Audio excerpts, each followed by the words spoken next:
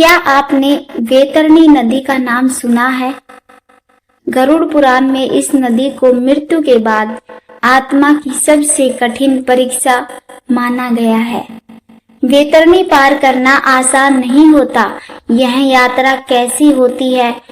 क्यों आत्मा को इसे पार करना पड़ता है?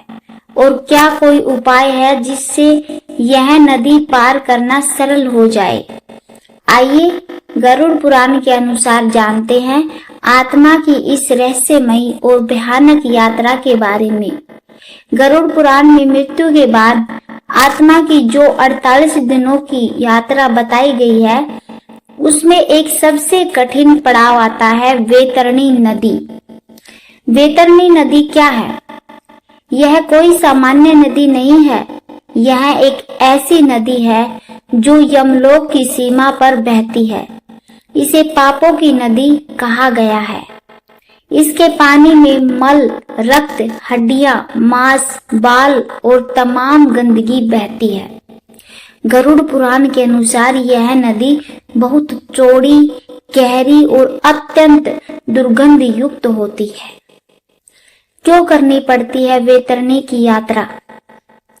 जब आत्मा यमलोक के द्वार तक पहुंचती है तो उसे इस नदी को पार करना होता है, पर इसे पार करना उन्हीं के लिए संभव होता है जिन्होंने अपने जीवन में अच्छे कर्म किए हों, गाय दान किया हो, पिंड दान और श्राद्ध कर्म करवाए हों। दुष्कर्मी आत्मा की स्थिति।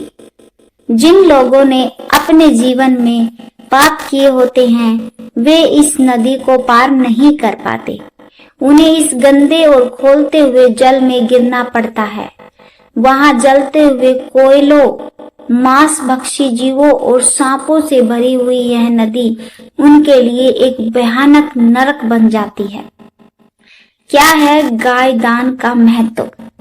गरुड़ पुराण कहता है कि जो व्यक्ति गाय दान करता है, उसे वैतरणी पार कराने के लिए एक दिव्य गाय मिलती है।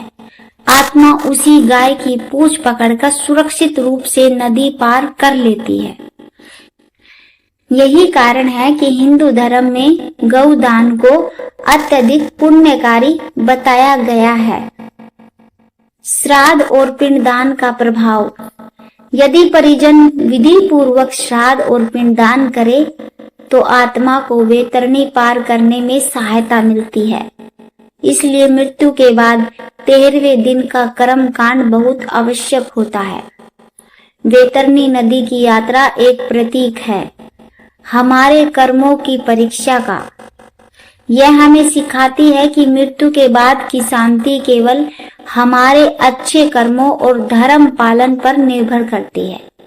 इसलिए जीवन में सदाचारी बने, पापों से बचे, दान पुण्य करे और अपने बुजुर्गों के लिए विधि पूर्वक श्राद्ध कर्म करवाएं।